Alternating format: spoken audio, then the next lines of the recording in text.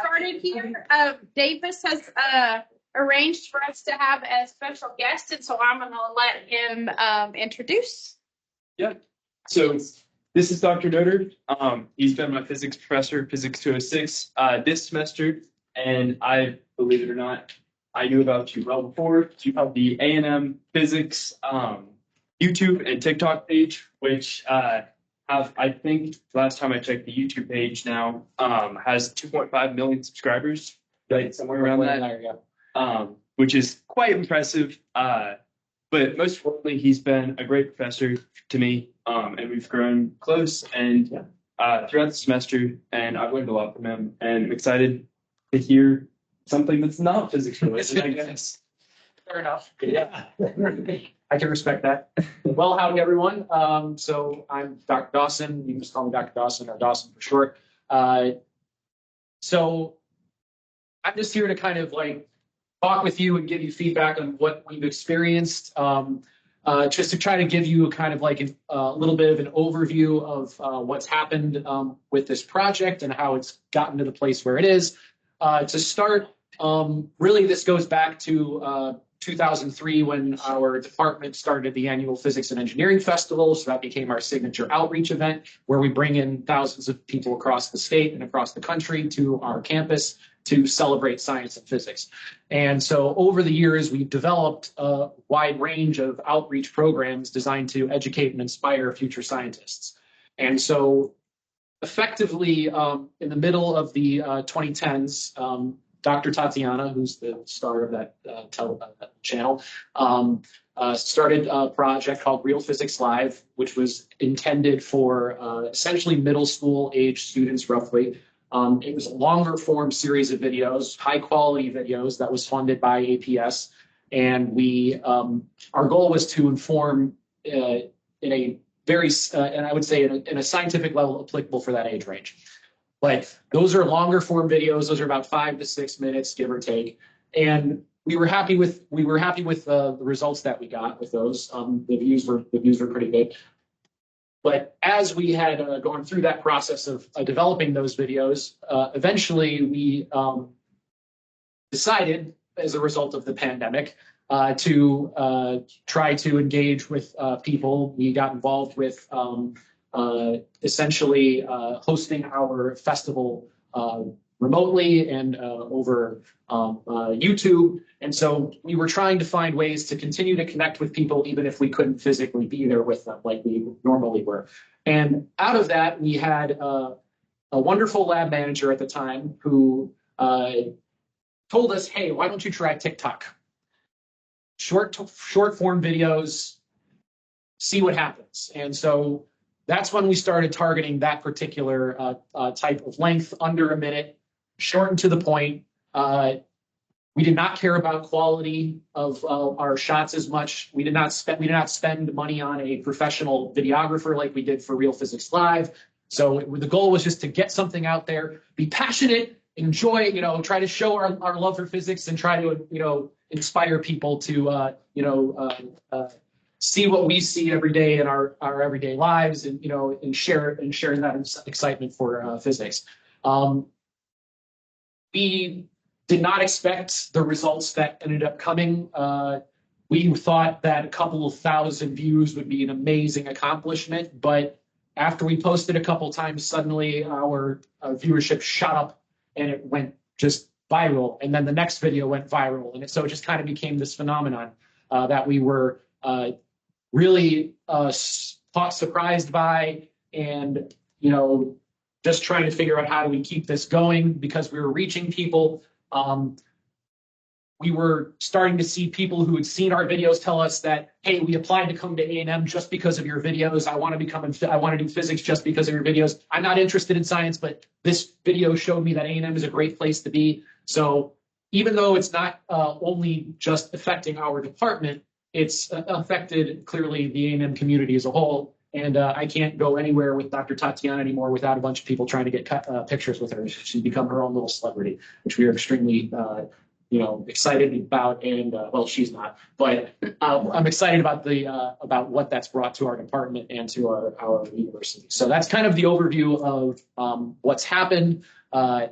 I have plenty of things that I could go off, but I'm curious to see what you want to ask me and what information I can, answer. So please just feel free if anybody has anything they would like to start off with. Shoot me a question. Yes. Do you feel like as you guys have gotten more traction and more followers, Mhm. your intentions behind posting have changed? Or is it still like we love physics and that's our heart behind it?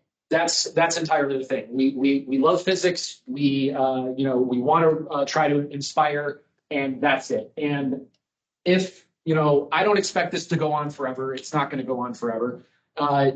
So our goal is just to try to do our best job and utilize what we have while we've got it. And if and when this project starts to fade, we'll change gears and we'll do something else. Yeah, we have to stay grounded to our original goal. We are not doing this because we want to be famous. I cannot tell you how little I want to be recognized on the streets and how little Dr. Tatiana really wants to be recognized on the streets. We're not interested in fame. That's not the goal. Our goal is specifically to inspire young minds and try to, encourage people to become interested in science.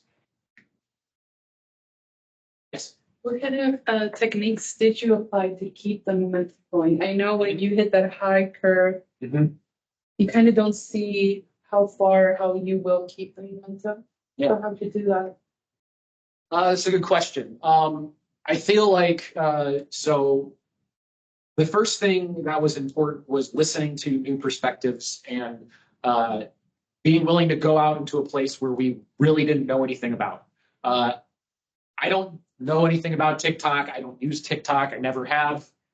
Dr. Tatiana didn't use TikTok. Our a person who was in charge of recording us didn't use TikTok, but we had a person, our lab manager, who was involved in that platform and who had an idea and said, we should try this.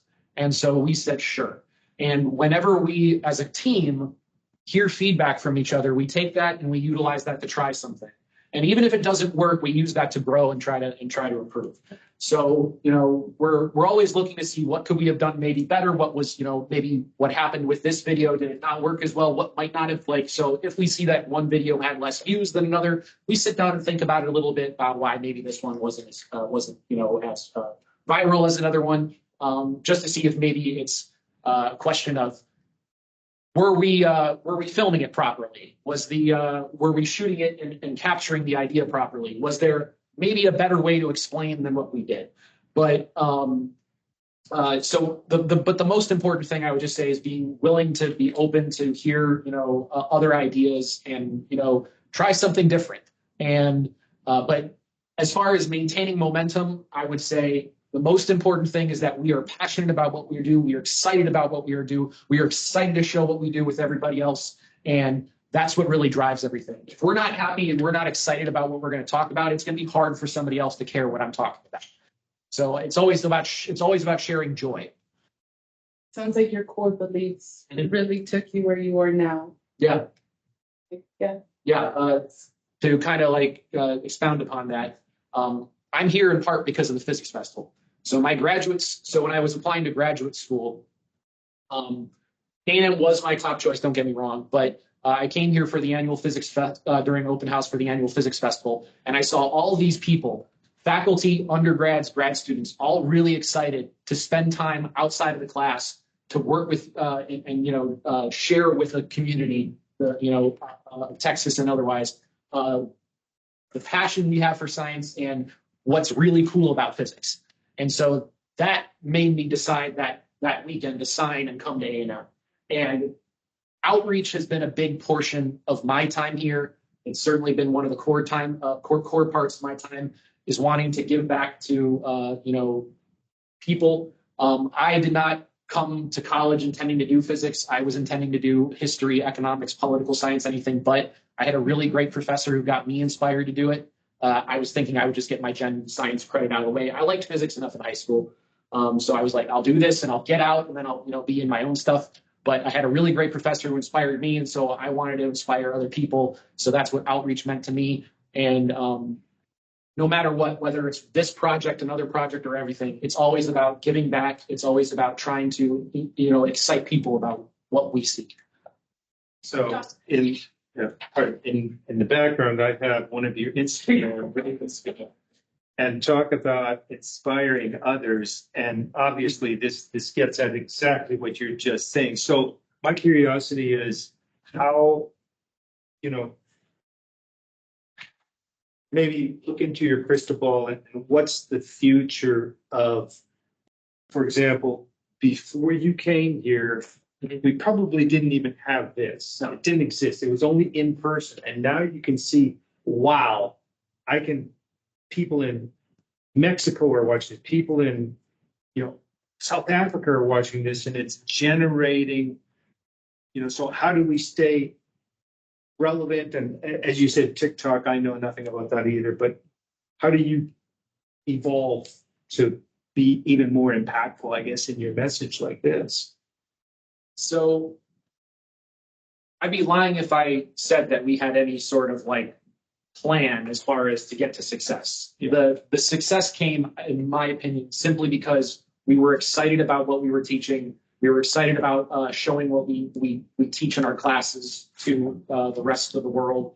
And the platform is just a means of communication. It's not, I mean, Davis can sit here and talk about it, but if you watch my videos, I hope that my videos with me in it are not significantly different than the presentation that I do in my classroom. It's all interconnected. The goal is education. The goal is to inspire, and I'm trying to deliver the same message whether it's here or there. I may trim it down. I mean, we're definitely not getting into the actual like math or the equations on this. We don't have time for it, and you're not going to want to write an equation on this video and then try to explain it. So we're trying to get a concept across that's broad enough for someone to understand without really getting into, the in-depth, we're not writing an article for a journal. Right. So, but yeah, but the goal is really just to be, just to get a concept across that's easy for people to consume. And that way, something that they can take back to their, everyday lives and see around them. And sometimes, some of the videos we have are more connected with classrooms, like the one that you started, which was the impulse pendulum with the two little balls. That's more of like closer to a classroom demonstration, but I can still deliver the message in a way that might connect with others. So, and then we try to do something cool with those videos. Like, for example, that one, we recorded it in the infrared to show the heat generated during the collisions. So you can see, because everyone always hears during a collision, there's losses of energy due to heat. Well, let's see the heat. Let's visualize it. Yeah. Let's make it clear that that's what we're seeing. So, so some people may, and other platforms, other, communicators might have goals in mind as far as this is how we're going to reach this number of views. We never did that. Mm-hmm. Our goal was to do this particular thing. We had a mission to educate and inspire. And I think just because of, our enjoyment and excitement for what we did, that ended up connecting with enough people that it ended up going viral. But tomorrow, if you're asking me, like, if we suddenly stop having the views, am I going to be disappointed? Maybe a little, but it's not like, but that's not connected to what, like, me personally, I'm not going to feel a sense of major loss. It just means I'm going to try to find something new to continue to do what my mission is, and my mission is to educate. So it just means that, okay, maybe this particular project is now, its time is up, and that's okay. So I have a question. We talked a lot this semester about target audience and concepts. So did you guys begin with the target? I mean, I hear you say to educate and young people, right? Mm-hmm. So, but that's a very broad thing, right? Yes. So did you think about a target audience and what that kind of call to action was? Yes. So specifically, the target audience part came in the selection of TikTok originally. So when we were considering where we were posting, because we were originally doing longer videos, the suggestion came about this is the people we are trying to reach. This is the platform that they're on, which is TikTok. Let's try to do a short video and post it there. And let's post there instead to see, to try to connect with that specific audience. So different age groups tend to go on different platforms. It's not obviously it's not completely cut off, but there was a clear difference once we started because TikTok got shut down. Once we started posting on YouTube, our audience actually got a little bit older. Suddenly people within, say, Tatiana's neighborhood started to recognize her on videos because they were able to see her on YouTube because they weren't on TikTok. So they're now sharing the videos with their kids and their grandkids. So different platforms have a different general age range. And so if you're trying to target a specific age group, that can come into mind. So we were originally looking at, K through 12 and that kind of maybe early college. That was kind of where we were thinking, this is really our target audience. These are the people we want to reach the most. And hopefully they share that with their families. And so it can become something that they talk about. But those are the people we wanted to talk to, most importantly. So that was the platform that we went to. And it exploded. And we just kind of, because of circumstances within the state, we switched gears and went over to YouTube, and that's where we've been posting since. But certainly you can target, if you can target a specific group by focusing on which platforms are on. So in thinking about that, when you do think about your target audience, as communicators, we think about a lot about like call to action, right? What do you want them to do as a result? So what would you say that you want your audience to do as a result of seeing your videos? Well, if nothing else, I want them to just say, man, that was cool. And I want them to see themselves in science. It's hard to do when, it's hard to do in a lot of ways, in a more collegial, like academic setting, is to get out there and allow someone to see themselves in some space. But with these platforms, if you can connect with something and you see something as cool, suddenly it doesn't seem so out there that maybe this is something you might like to do. So the first thing and most important thing is, man, that was cool. How does it work? Can I learn about it? From there, after kind of connecting with that interest, sharing it with others around you. So that way, oh, I saw this cool thing. So I don't know if that's answering your question very effectively, but the first thing and most important thing with me is just, man, that was a really cool idea. That was really cool. That was a really cool experiment. Can I do that? Like, oh, maybe I could try to do this myself. I mean, one of the biggest things that we tried to do with some of these videos is to create things that kids can, that people can do at home. One of our first viral videos was the egg drop challenge. So you put a cup, you put water in the cup, you put a plate on top of the cup of water, you put a toilet paper roll on top of the plate, you put an egg on top of the toilet paper roll, and then inertia. Objects at rest tend to want to stay at rest. So the egg is heavy, it's got inertia. The toilet paper roll is very light. So you hit the plate goes flying, the toilet paper roll goes flying, but the egg stays in place and falls into the cup. So it's a very simple experiment that people can do at home.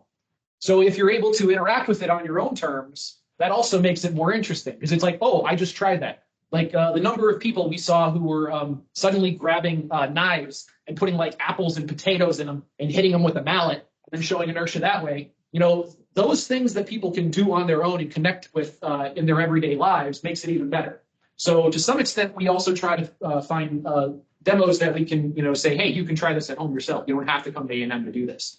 But we still like to show some of our cooler stuff that you can't do anywhere else, because, it's fun to zap things with, lightning. It's fun to light things on fire. It's cool to drop, bottles of liquid nitrogen in big barrels and watch things explode. It's fun.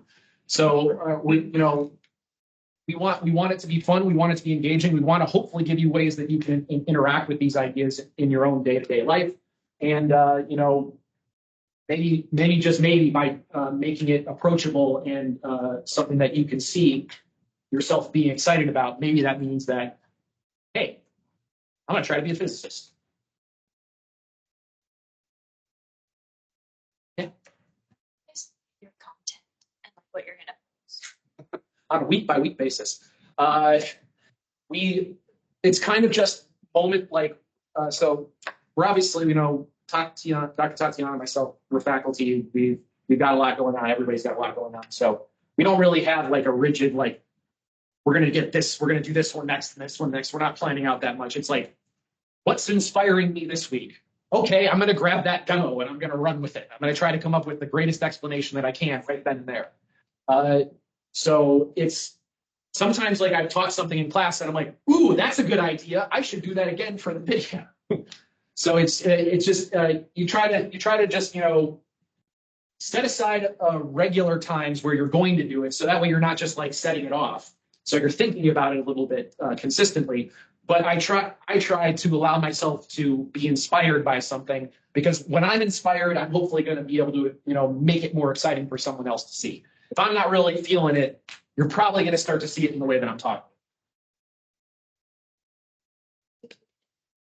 I post at the same time this day, like things like that. We try to post consistently on Thursdays at 6 p.m. for whatever reason. I think I'm not an analytics guy. I haven't looked at the data, but I am an analytics guy, but I haven't looked at the data. So that's our web guy. But I think based on his analysis, 6 p.m. on Thursdays has been our most consistent time in terms of reaching viewers. So that's kind of our posting schedule, is trying to get to that. But we just try to grab from whatever's inspiring us in the moment. Sometimes, like a lot of the videos you'll see there are Dr. Tatiana during one of her physics shows. So when there's a bunch of kids around, and so she's presenting anyway to people, and so, oh, here's something we haven't shown you before, and now you guys can see it online. So do you just post once a week then on Thursdays? Typically, we post once a week on Thursdays for our content. We post across platforms. So YouTube is our main platform, but we post on Facebook, Twitter, and Instagram.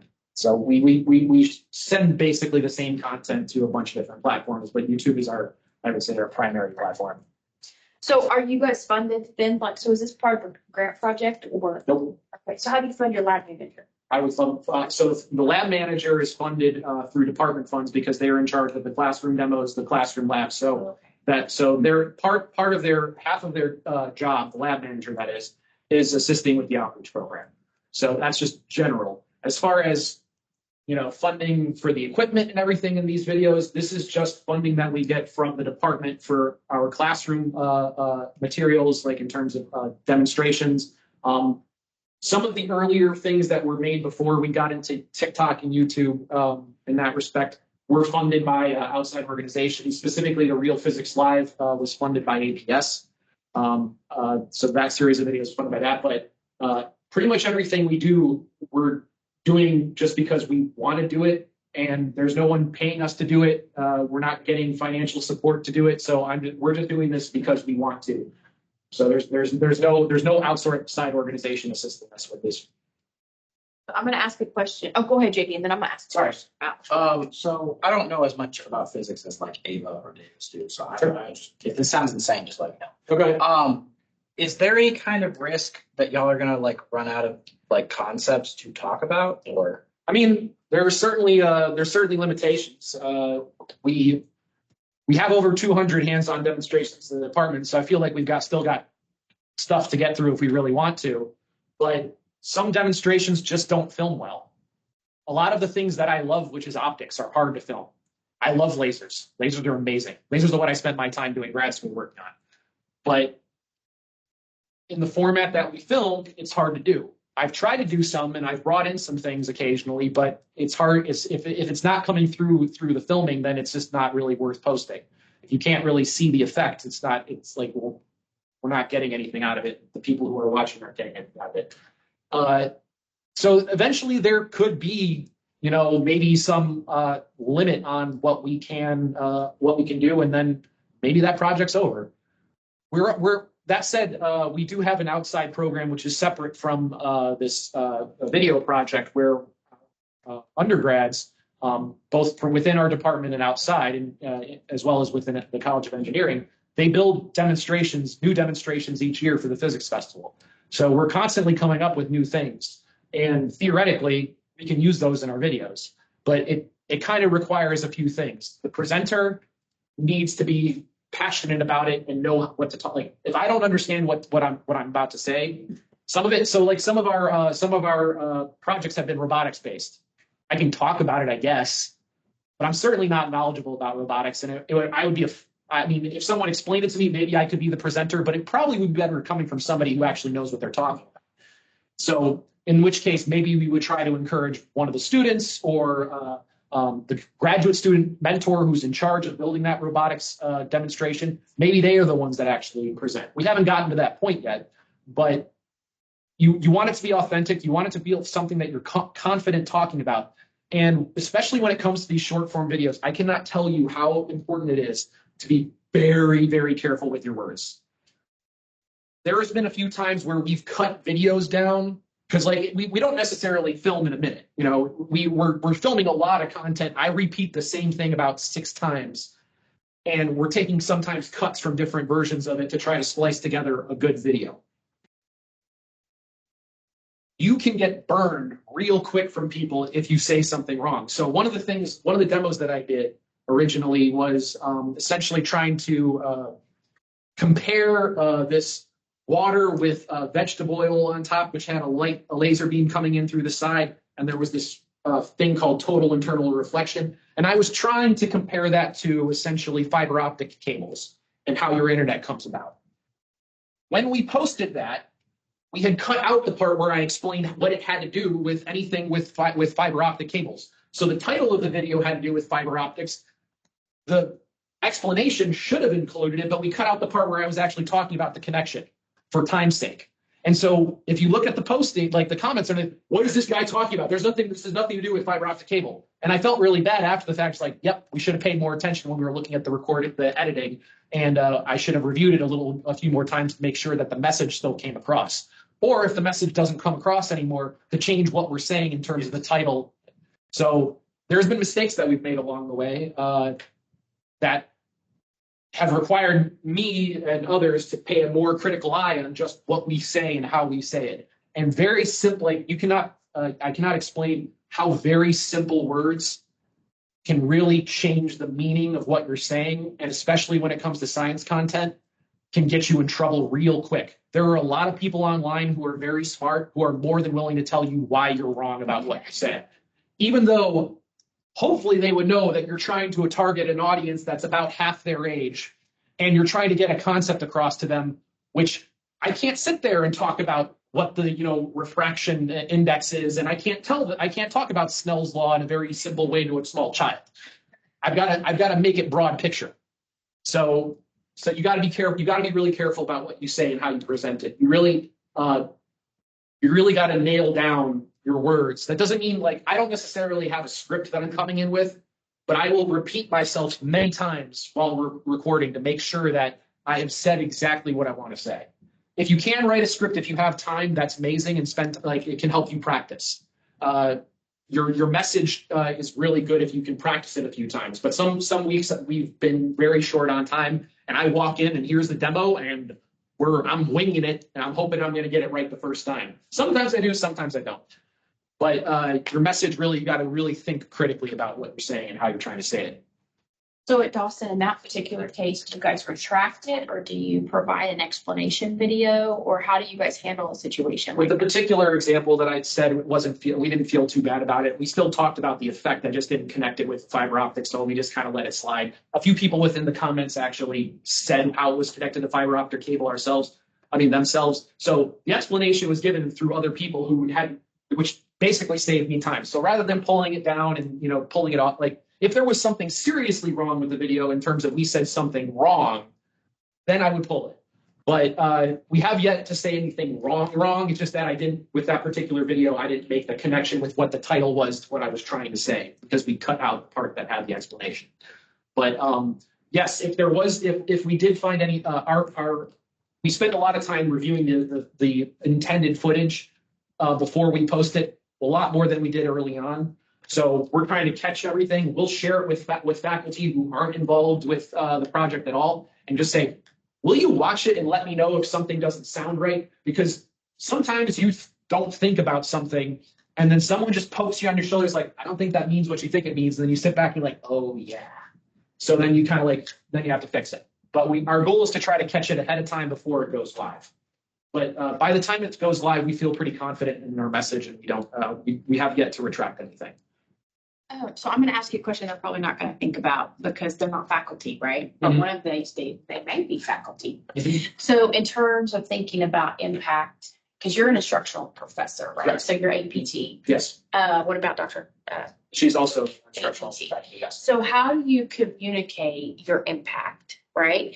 Because I know that there's a lot of conversations on my tenure track. It's like, I don't have time to do that because I've got to have the journal articles and the grants and all these things. Mhm. So talk to us a little bit about, obviously they're not thinking about that at this stage, but Sure. our next presentation is on writing impact statements. Many of them may go there eventually. Talk to us about how do you communicate the impact and the value of this to the internal audience? Sure. Well, to some extent, I'm in a unique location where service and outreach has been such a lifeblood within our department for so long that it's not really something that I have to really argue loudly to anyone. So I'm a little bit blessed in that regard. Our department knows the benefit of it. They support it wholeheartedly. So we're not having to really argue it. But if I wanted to argue it, which is a separate case, there are things that I can point to. Most recently, our incoming undergrad class is the largest it's ever been. We've in the years since we started doing these online videos, our undergrad enrollment has exceptionally increased. And a lot of times when they're applying and they're talking to us, they say, "We've seen your videos. I wanted to be here because of that." So just those quotes by themselves tell the story. We can talk about numbers. We can talk about, our videos have reached this number of people. They've been reshared this number of times. That's impact. What else can I talk about? I can talk about the number of people who've come to the physics festival. And I can show like this is our audience. So I can talk numbers, and I can. There's been some research that Dr. Tatiana's done, which has talked about the impact of that not only on people outside of our department, but specifically the impact on our students, which is more important than anything else. So so our students gain a lot out of these programs. So the building of our demos, the interaction with the community, it builds their identity, it builds their seeing themselves as physicists and scientists, it builds their leadership skills, it builds their communication skills, and they argue it for us. They say that they tell the story. I had this experience, and this is why I feel so much more connected with my major.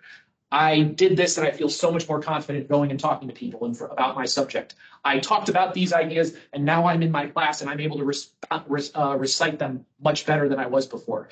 Teaching to others helps you learn.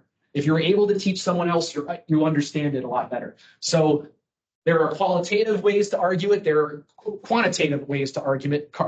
It just depends upon what data that you can receive. So there can be quotes that you do. I mean, if you go to some of our, festival page, we have videos that we recorded of where little kids, and with the consent of their parents, of course, have given quotes about what they experienced at the festival, and they're like, "This is amazing!" And you show that to somebody, it's hard to argue. It's hard to argue that wasn't real. So there's many ways that you can broach it, but I'd say the most important thing, at least in my perspective, is what our students get out of these experiences. And that, because we are teachers, and my first job and my most important job is being an instructor for my students. After that, the next goal is to try to inspire new students. But first goal is the people that I have right in front of me. So pardon for me jumping in case somebody had a question, but you're not that far removed from being a student yourself. Yeah. So I'm a little far. So once you flipped that switch and said, "Wow, it's part of the physics is where it's at. I'm not so much into economics anymore." Did you search social media for someone that you said, "Wow, I really want to emulate this," or was it more of an in-person thing for you?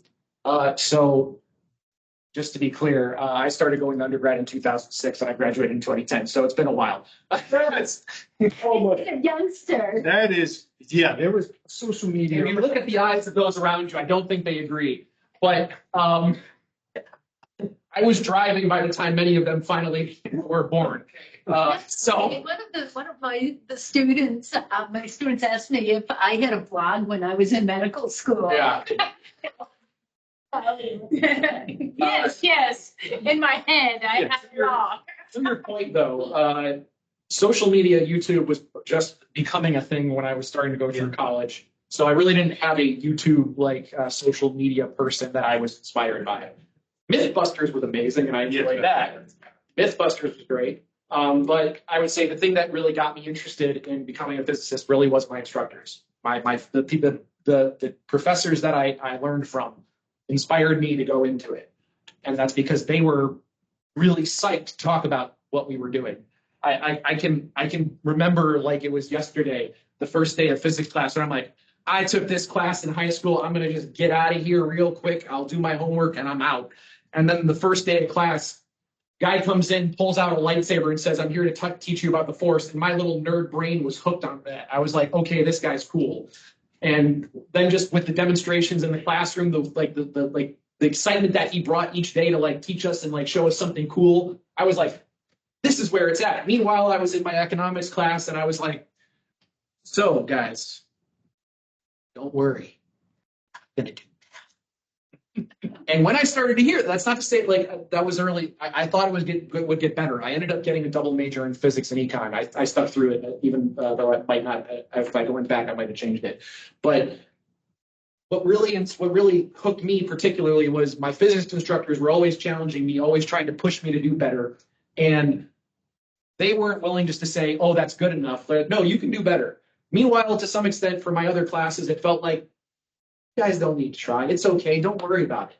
It'll be fine. And I didn't connect with that. I was like, why am I here? Why am I spending my time if you're not actually going to try to make me be better or challenge me?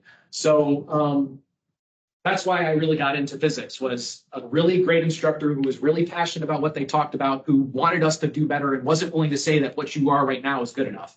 You know, that wasn't to say they were just, denigrating us and making us feel bad about ourselves, but it's like, no, you can do better. You can do better than what you're doing right now. You're improving, and that's great. Keep improving, but I know you can do better. So keep pushing. And so when you have that kind of, at least for me, when I had that kind of push, that made me want to do it. That made me want to stick around. For you, it was the lightsaber. For me, it was first day of statistics as an undergrad. My colleagues and I, my classmates, were a little nervous. We've heard horror stories. And the prof walked in flipping a quarter. He said, I'll bet you. And I was hooked right there. It's like, yes, that's what it's all about. Probability. And I mean, he had me on right there. The poem was in for the rest of the 2 years. I enjoyed it so much. And most importantly for you guys, I hope that whatever you're doing, you find that same kind of excitement.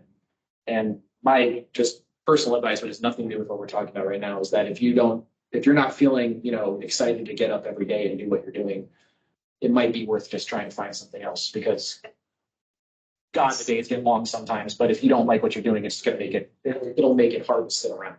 But there's a reason I was up till 2 a.m. regrading exams last night. And it's because I love what I do and I love my students. That's exactly what I always call a 3 a.m. test. What are you willing to do at 3 a.m. and not present it? Yeah.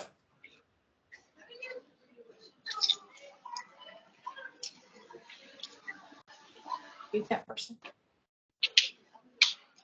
Any questions? I know we kind of went a little bit off the field, but if there's anything else I can answer about this stuff that you wanted me here for, I'm happy to answer. Yes, I just have a question. So how big is your team for the whole video project? Good question. It's fluctuated a little bit over time, but I would say the core people are myself, Dr. Tatiana, and Ryan Carmichael, our outreach coordinator guy. He was formerly he was our web guy with Tart. His role has changed as the university's stuff changed over the last 7 years. So is he full-time then? He's full-time, yes. Yeah, he's involved with the outreach program. He's involved with essentially, communicating our programs, not just outreach, but also otherwise to the outer world, if you will. So he's the one that primarily does our filming, and he edits the video. He has a student worker who helps him with some of those tasks, but it's He's kind of our, in some respects, our creative vision in the terms of this is how the video should be cut. This is, this is how I want to shoot it. We give our input on that because as the scientist in the room, I can say this is where your focus needs to be. This is what matters. But it's him sitting around and actually kind of visualizing what that should look like on film.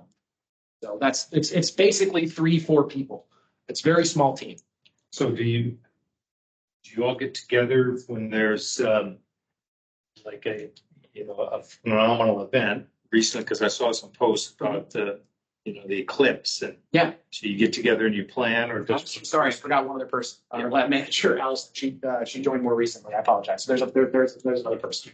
Is she full-time too, or she's She's- student? She's a lab manager. She's full-time staff. Yes. Sorry. So there was another additional person I forgot to mention. But anyway, sorry. but you all get together, or does one person say, hey, we've got this event coming up, let's plan something? There are certain events within the calendar year which are, non-negotiable. For example, chemistry open house is one. Our own physics festival is another. There are some other events that we typically go to, including community events around the Bryan College Station area, like Bloomville's Days. So there's certain things that we've been doing over time that we continue to do. Allison has started to get involved in some of the more astronomy related. She has more of an astronomy background. Tatiana and myself, more physics specifically. So she's been doing like Moon Day, recording the eclipse was her out in the field. So we try to utilize our team's knowledge and experience effectively for what we're best at. But we're always looking. If someone has an idea, we want to support that and try to make it work. So if someone says, "Hey, there's this event that I want to do," okay, great. Can we make it work? As long as it doesn't conflict with some of our longtime department, connections, like chemistry open house, for instance. We cannot not do, chemistry open house. We have to be there. That's a long time commitment. As long as it doesn't conflict with those things, yeah, we'll support each other. We'll help each other get what we want out of these projects. So question, in your relationship with the university, right? Because obviously you're a university brand at the end of the day. Yeah. So how does that work? How does that work with Marcom? Or, I'm assuming that your college probably has their own marketing They do. program. So what does that kind of relationship look like for you all? It's changed a lot in the last couple of years with the reorganization of the university and even kind of, so the centralization and the decentralization, because that's been kind of happening, things have shifted. For a while there, we were working specifically with the college Marcom. They were filming our videos and they were in charge of posting our videos. Now that seems to have imploded and now we're back to doing it all ourselves, which frankly I'm happy with because I feel like to some extent, one of the things that I can say from my experience is you want people involved in your team who care about the project. College Marcom, and I'm not trying to denigrate them or talk badly about them, but it wasn't their project. They wanted things to work under a certain time frame, like, okay, we're going to film from this hour to this hour, and that's it, and we need to be done. And I understand they have other projects that they need to do, so this is kind of just like an assigned job to them. But to me, if I have to stay an extra hour to make sure that we do it right, I'm going to stay an extra hour to do it right. I will reorganize my priorities and my schedule to do the project right and get the information across. So for a while there, it was a little bit strained because the person who was filming us and posting it, frankly, didn't have as much invested in it as we did. So there is something to be said about having local control and having a smaller, more mobile team that can respond quickly and is invested in what you're doing. Extra support doesn't hurt, but for one of the things that we were told with Marcom coming in was, we're going to make your videos look so much better. We've got a much better quality camera. We're going to record it. And to be fair to them, they are professional videographers. They are very much better about getting quality video. But in our experience, some of the videos that we did, which were barely better than cell phone quality, have done better than some of the videos that had higher quality video recording. So if your goal is numbers, you don't necessarily need to have a very high expensive camera. You can do it pretty cheap. But the thing that you have to have is you have to have people that care about it and are willing to change and are willing to go back and fix something if there's something that's said that's wrong. Like sometimes I would give feedback and there would be pushback on my feedback saying, no, that's not how we do it. And sorry, that's how we do it. And it's been working for us. Why don't we do it the way that it's been working for us? I'm not saying we can't maybe consider different changes, but if I think what you're going to do isn't going to work, you have to be receptive to that. So I would say just, if you're interested in doing some sort of video sort of thing, the trinity, if you will, of important things, there's lighting, video quality, and sound. I would say in my experience, you can do a 1080p video. Most people who are watching like YouTube shorts and everything are using it on their cell phone. They're probably not getting much better quality than 1080p anyway. So getting a higher quality shot isn't necessarily going to be that much better. But what matters is the sound and the lighting, being able to see what you're doing, and then obviously the message.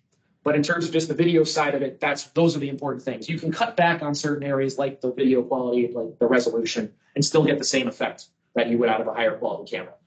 So I forget where I was going with this. I'm sorry. No, I just was talking about the branding between you guys have a brand and the university has a brand. And so, I mean, it's important to know that sometimes you navigate. But specifically with the brand of the university and everything, we are for a while there, Marcom was in control of posting. Now we're back in control of posting our own content. And as far as the brand goes, we post under our own YouTube channel through the university. So we're kind of in control of everything for the most part.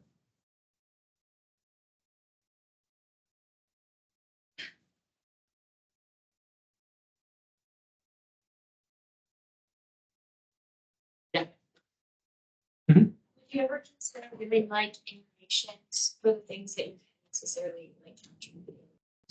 Yeah, that would be great. The only issue is experience and ability.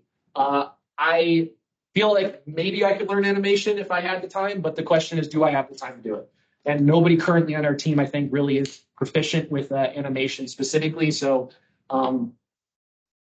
I think it could be definitely a great avenue to go for. It just requires people who are confident and able to do it. Would you consider reaching out to like another in the university to talk to like other professors and like their undergraduate students? I'm absolutely happy to engage with others as long as we have I don't want to just reach out without a goal in mind. So I want to have like a goal in mind. If I'm going to reach out to somebody and say, hey, we would like you to get involved with this, I want to know ahead of time what I envision for them so I can give them a clear goal in mind rather than just saying, hey, we're interested in animation.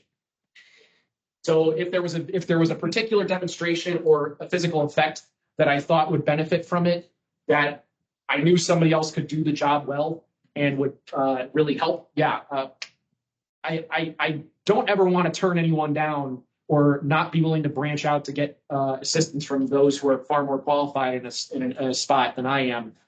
But I just want to make sure that I have an avenue and something specific to target with them where I feel like I'm not just throwing them out into the deep water and saying, help. Yeah. Yeah. Oh, Ava's question just made me think. I thought architecture did something.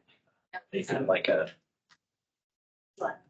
Yeah, or what if somebody reached out to you, someone who knew some physics and had some visualization skills and said, hey, I think it worked well to animate such and such. Yeah, I mean, whenever somebody reaches out to us, we listen. As long as we feel that we can make it work and we have a common goal, yeah, absolutely. I don't want to just, I'm not someone who says no and hello. But I just want to make sure that what we're on is the same page.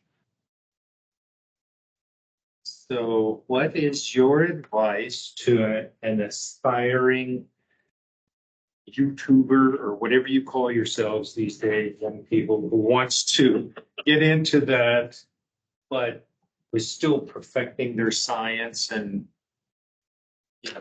maybe exploring how to be more influential in the social media scene?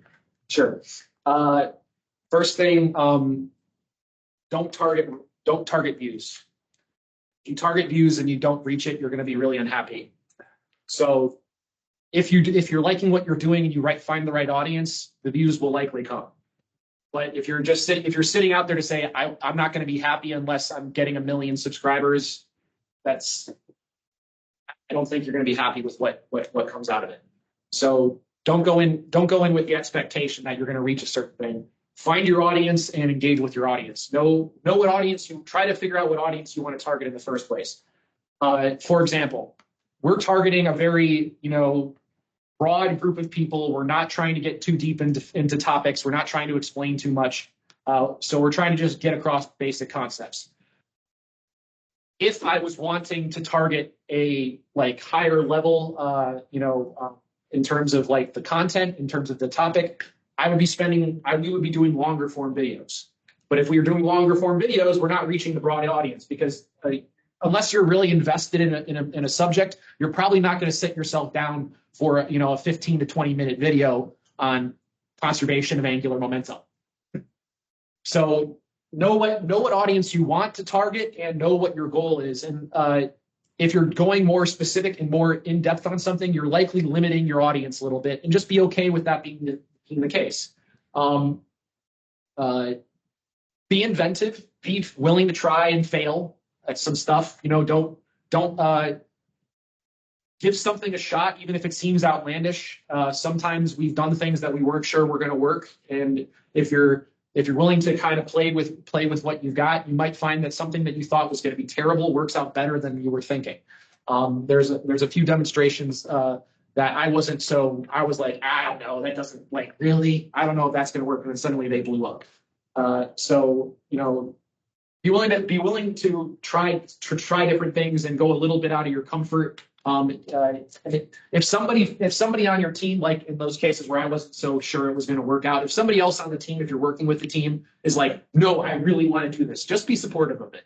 Let them go for it, and don't try to shoot them down. You can speak your reservation saying, I'm not sure this is going to work, and you can try to help them make it better. But I would avoid trying to say, no, we're not doing that. Give it a shot, see what happens.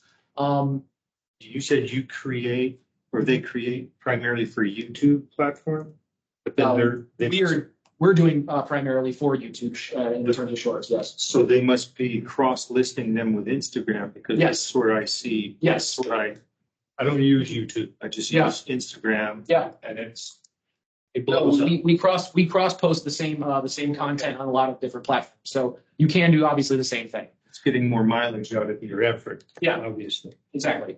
The only thing that does, though, is that if you're a smaller team, unless you have somebody dedicated to watching all of it, you're spreading your attentions wider. So know your limits. We have a person whose specific job it is to record, post, and monitor our content. That's what he is spending his time on. I'm occasionally looking through the comments, and I'm like, if I see something that's worth responding to, I respond to it. But I'm not spending all of my time thinking about the platform. I'm just thinking about what am I going to present. So in some respects, I'm just the actor on the stage, and somebody else is doing the actual hard work of setting it out there for everyone else to see. And everything else. Yes. Yeah. Which is a very good point. Know your lane, stay in your lane, rely on others to do their jobs. Otherwise, if you think you have to be in every lane, you'll hit burnout before you get to the exit. Unless you enjoy doing it in which case, go for it. Yeah. We're almost, it's almost our time, and want to be cautious of that. Any other questions? Just to comment, you're a true example of someone that's aligned with their passions. Oh, thank you. Everything else falls into place. I can really see it. Thank you. Appreciate that. It's a pleasure to work here. Mm-hmm. Are there any questions online? Sorry, I haven't ignored you.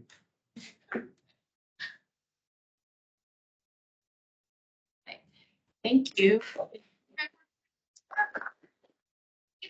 Science influencers, take a picture of Dr. Dawson. Come on in.